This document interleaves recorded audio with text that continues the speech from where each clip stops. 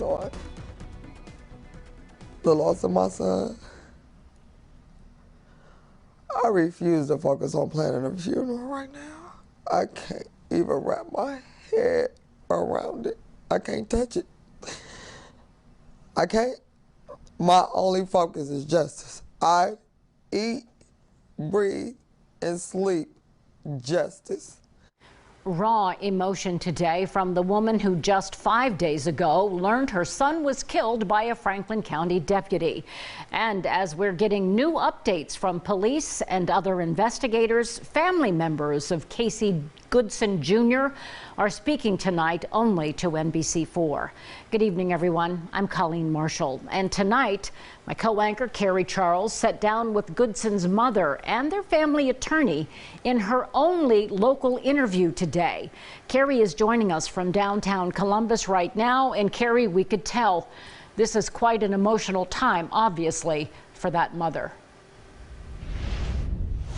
Yeah, Colleen, to say the least. In fact, Tamala Payne says the last 5 days have been pure hell. She is emotionally drained, but she has fight in her. She says that fight is to see that justice is served. In fact, she told me she wants murder charges filed against the deputy who investigators say shot and killed her son. And my son needs a voice. I have to be his voice. He has to be her. He was murdered. You said the only threat my son was he was a black man. Tell me more about that. He was a black man.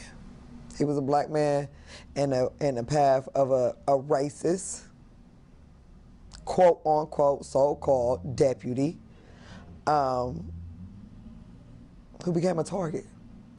He was a black man in the path of an angry man that was given a badge and uses his badge to harm black men and now kill.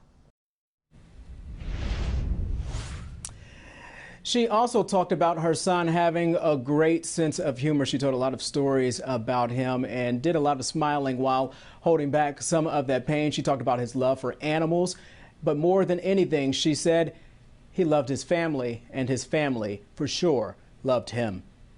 You know, we've been hearing a lot about the scene and how things played out last Friday. We want to show you some pictures. You can see Goodson's keys still in the door. His family says he left the dentist appointment and picked up sandwiches. You see them on the floor.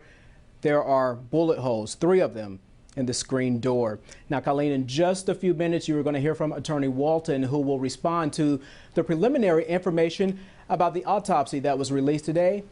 That's coming up in just a few minutes. Also, we should tell you, you can see more of my exclusive interview with Tamala Payne tonight on NBC Nightly News with Lester Holt. You know, I'm curious, Carrie, she talked about she wants justice to be done. Have investigators at all been in touch with the family or with the family attorney to tell them where things stand on this now 5-day-old investigation?